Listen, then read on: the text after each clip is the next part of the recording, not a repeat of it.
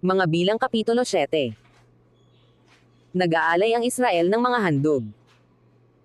At nangyari ng araw na matapos ni Moises na may tayo ang tabernakulo, at mapahiran ng langis at mapejeng banal, pati ng lahat ng kasangkapan ni Yaon, at ang dambana pati ng lahat na kasangkapan ni Yaon, at mapahiran ng langis at mapejeng banal.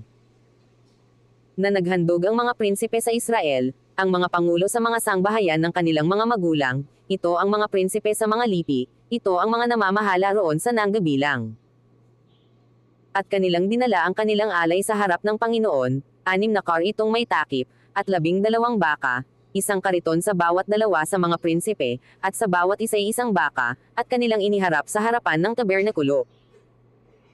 At sinalita ng Panginoon kay Moises, na sinasabi, tanggapin mo sa kanila, upang sila'y gumawa ng paglilingkod sa tabernakulo ng kapisanan, at ibibigay mo sa mga Levita, sa bawat lalaki ang ayon sa kani-kanyang paglilingkod. At tinanggap ni Moises ang mga kariton at ang mga baka, at ibinigay sa mga Levita. 2 kariton at 4 na baka ay ibinigay niya sa mga anak ni Gerson, ayon sa kanilang paglilingkod. At 4 na kariton at 8 baka ay kanyang ibinigay sa mga anak ni Merari, ayon sa kanilang paglilingkod, sa ilalim ng pamamahala ni Ithamar na anak ni Aaron na saserdote. Ngunit sa mga anak ni Koth ay walang ibinigay siya, sapagkat ang paglilingkod sa santuaryo ay nauukol sa kanila, kanilang pinapasan sa kanilang mga balikat. At ang mga prinsipe ay naghandog sa pagtatalaga sa dambana noong araw na pauiran ng langis, sa makatuwid bagay ang mga prinsipe ay naghandog ng kanilang alay sa harap ng dambana. At sinabi ng Panginoon kay Moises, sila'y maghahandog ng kanilang alay, na bawat prinsipe sa kanyang kaarawan, sa pagtatalaga sa dambana. At ang naghandog ng kanyang alay ng unang araw ay sina Asan na anak ni Aminadab sa lipi ni Juda. At ang kanyang alay ay isang pinggang pilak, na ang bigat ni Yaon ay 130 pound seklo, isang mangkok na pilak na ang bigat ay 7 pound seklo ayon sa seklo ng santuaryo, kapwa puno ng mainam na harina na hinaluan ng langis, na pinakahandog na harina. Isang katsarang ginto na ang bigat ay 1 pound seklo, na puno ng kamangyan. Isang gayang toro, isang tupang lalaki, isang korderong lalaki ng unang taon, na handog na susunugan. Isang lalaki sa mga kambing na handog dahil sa kasalanan. At sa hain na mga handog tungkol sa kapayapaan, ay 2 baka, 5 tupang lalaki, 5 kambing na lalaki, at 5 korderong lalaki ng unang taon, ito ang alay ni Naasan na anak ni Aminadab. Nang ikalawang araw, si Nathanel na anak ni Suar, na prinsipe ni Issachar ay naghandog. Kanyang inihandog na pinakaalay niya, ay isang pinggang pilak na ang bigat ay 103 pound seklo, isang mangkok na pilak na ang bigat ay 7 pound seklo, ayon sa seklo ng santuaryo, kapwa puno ng mainam na harina na hinaluan ng langis, na pinakahandog na harina. Isang katsarang ginto na ang bigat ay 1 pound seklo na puno ng kamangyan. Isang gayang toro, isang tupang lalaki, isang korderong lalaki ng unang taon, na handog na susunugan. Isang lalaking kambing na handog dahil sa kasalanan. At sa hain na mga handog tungkol sa kapayapaan, ay 2 baka, 5 tupang lalaki, 5 kambing na lalaki, at 5 korderong lalaki ng unang taon, ito ang alay ni Nathanel na anak ni Suar. Nang ikatlong araw ay si Eliab na anak ni Helon, na prinsipe sa mga anak ni Zabulon. Ang kanyang alay, ay isang pinggang pilak, na ang bigat ni Yaon ay 103 pound seklo, isang mangkok na pilak na ang bigat ay 7 pound seklo, ayon sa seklo ng santuaryo, kapwa puno ng mainam na harina na hinaluan ng langis, na pinakahandog na harina. Isang katsarang ginto na ang bigat ay 1 pound seklo, na puno ng kamangyan. Isang gayang toro, isang tupang lalaki, isang korderong lalaki ng unang taon, na handog na susunugan. Isang lalaki sa mga kambing, na handog dahil sa kasalanan. At sa hain na mga handog tungkol sa kapayapaan, ay 2 baka, 5 tupang lalaki, 5 kambing na lalaki, at 5 korderong lalaki ng unang taon, ito ang alay ni Eliab na anak ni Helon. Nang ika-4 na araw ay si Elisur na anak ni Sejer, na prinsipe sa mga anak ni Ruben. Ang kanyang alay ay isang pinggang pilak, na ang bigat ni Yaon ay 103 pound seklo, isang mangkok na pilak na ang bigat ay 7 pound seklo, ayon sa seklo ng santuaryo, kapwa puno ng mainam na harina na hinaluan ng langis, na pinakahandog na harina. isang katsarang ginto na ang bigat ay 10 siklo, na puno ng kamangyan. Isang gayang toro, isang tupang lalaki, isang korderong lalaki ng unang taon, na handog na susunugan. Isang lalaking kambing na handog dahil sa kasalanan. At sa hain ng mga handog tungkol sa kapayapaan, ay 2 baka, 5 tupang lalaki, 5 kambing na lalaki, at 5 korderong lalaki ng unang taon. Ito ang alay ni Elisur na anak ni Sejer. Nang ika-5 araw ay si Salumil na anak ni Zurisadai, na prinsipe sa mga anak ni Simeon. Ang kanyang alay ay isang pinggang pilak, na ang bigat ni Yaon ay 130 pound seklo, isang mangkok na pilak na ang bigat ay 7 pound seklo, ayon sa seklo ng santuaryo, kapwa puno ng mainam na harina na hinaluan ng langis, na pinakahandog na harina.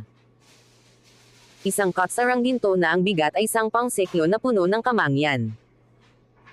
Isang gayang toro, isang tupang lalaki, isang korderong lalaki ng unang taon, na handog na susunugan. Isang kambing na lalaki, na handog dahil sa kasalanan. At sa hain ng mga handog tungkol sa kapayapaan, ay 2 baka, 5 tupang lalaki, 5 kambing na lalaki at 5 korderong lalaki ng unang taon. Ito ang alay ni Salumil na anak ni Zurisadai. Nang ika-6 na araw ay si Eli Asap na anak ni Dahuel, na prinsipe sa mga anak ni Gad.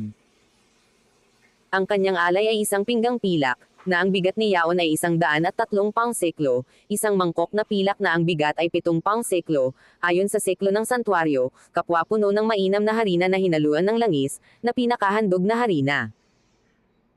Isang katsarang ginto na ang bigat ay 10 pound seklo, na puno ng kamangyan. Isang gayang toro, isang tupang lalaki, isang korderong lalaki ng unang taon, na handog na susunugan. Isang lalaki sa mga kambing na handog dahil sa kasalanan. At sa hain ng mga handog tungkol sa kapayapaan, ay 2 baka, 5 tupang lalaki, 5 kambing na lalaki, at 5 korderong lalaki ng unang taon. Ito ang alay ni Eli Asap na anak ni Dahuel.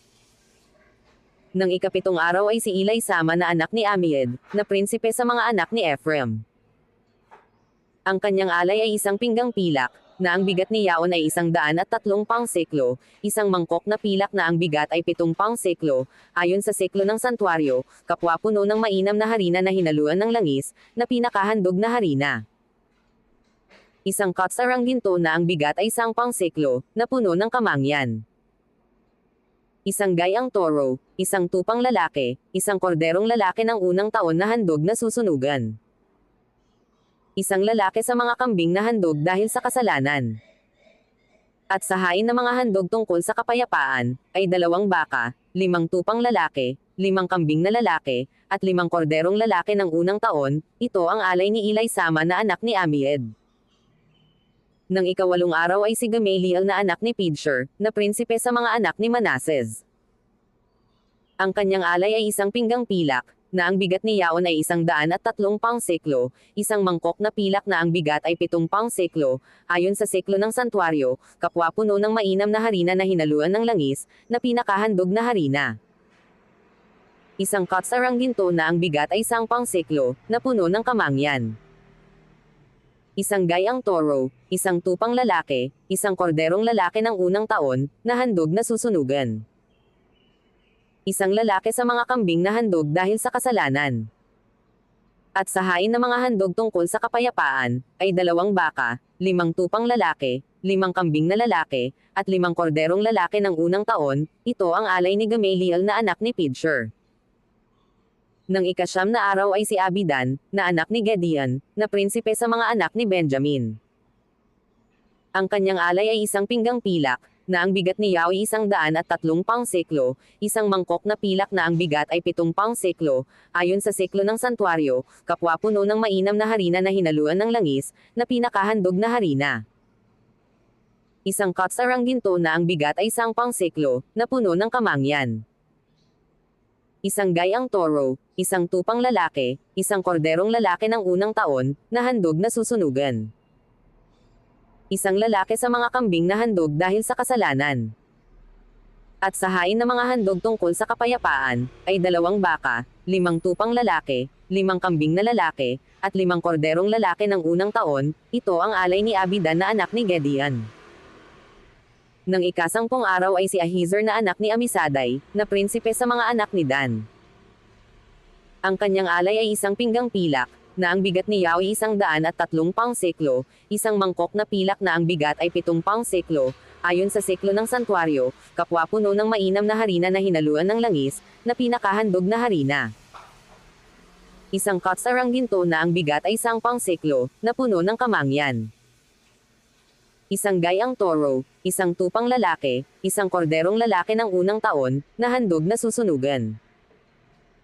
Isang lalaki sa mga kambing na handog dahil sa kasalanan. At sa hain ng mga handog tungkol sa kapayapaan, ay 2 baka, 5 tupang lalaki, 5 kambing na lalaki, at 5 korderong lalaki ng unang taon, ito ang alay ni Ahiezer na anak ni Amisadai. Nang ika-11 araw ay si Pagiel na anak ni Ocran, na prinsipe sa mga anak ni Azer. Ang kanyang alay ay isang pinggang pilak, na ang bigat ni Yao ay 130 pound seklo, isang mangkok na pilak na ang bigat ay 7 pound seklo, ayon sa seklo ng santuaryo, kapwa puno ng mainam na harina na hinaluan ng langis, na pinakahandog na harina. Isang katsarang ginto na ang bigat ay 1 pound seklo, na puno ng kamangyan. Isang gayang toro, isang tupang lalaki, isang korderong lalaki ng unang taon, na handog na susunugan. Isang lalaki sa mga kambing, na handog dahil sa kasalanan. At sa hain ng mga handog tungkol sa kapayapaan, ay 2 baka, 5 tupang lalaki, at 5 kambing na lalaki, at 5 korderong lalaki, ng unang taon, ito ang alay ni Pagiel na anak ni Ocran. Nang ika-12 araw ay si Ahira na anak ni Inan, na prinsipe sa mga anak ni Neftali. Ang kanyang alay ay isang pinggang pilak, na ang bigat ni Yao ay 130 pound seklo, isang mangkok na pilak na ang bigat ay 7 pound seklo, ayon sa seklo ng santuaryo, kapwa puno ng mainam na harina na hinaluan ng langis, na pinakahandog na harina. Isang katsarang ginto na ang bigat ay 1 pound seklo, na puno ng kamangyan. Isang gayang toro, isang tupang lalaki, isang korderong lalaki ng unang taon, na handog na susunugan. Isang lalaki sa mga kambing, na handog dahil sa kasalanan. At sa hain ng mga handog tungkol sa kapayapaan, ay 2 baka, 5 tupang lalaki, 5 kambing na lalaki, at 5 korderong lalaki ng unang taon, ito ang alay ni Ahira na anak ni Inan. Ito ang pagtatalaga ng dambana ng araw na pauwiran ng langis ng mga prinsipe sa Israel, 12 pinggang pilak, 12 mangkok na pilak, 12 katsarang ginto. Na bawat pinggang pilak ay 130 pound seklo ang bigat, at bawat mangkok ay 70, lahat ng pilak ng mga sisidlan ay 2,400 seklo, ayon sa seklo ng santuaryo. Ang 12 katsarang ginto, na puno ng kamangyan, na ang bigat ay 1 pound seklo bawat isa, ayon sa seklo ng santuaryo, lahat ng ginto ng mga kutsara, ay 102 pound seklo. Lahat ng mga baka na handog na susunugan ay 12 toro, ang mga tupang lalaki ay 12, ang mga korderong lalaki ng unang taon ay 12, at ang mga handog na harina ni Yaon, at ang mga kambing na lalaki na handog dahil sa kasalanan ay 12. At lahat ng mga baka na pinakahain ng mga handog tungkol sa kapayapaan, ay 24 na toro, ang mga tupang lalaki ay 60, ang mga kambing na lalaki ay 60, ang mga korderong lalaki ng unang taon ay 60, ito ang pagtatalaga sa dambana pagkatapos na mapahirin ng langis.